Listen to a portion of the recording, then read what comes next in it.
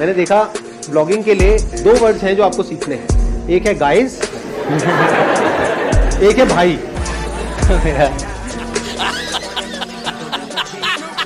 मतलब हर वीडियो में कम से कम 20 बार ये वर्ड्स यूज होते हैं। गाइस, सुबह के 6 बजे मैं तो उठ गया हूँ, लेकिन पीयूष नहीं उठा है, साहिल नहीं उठा है।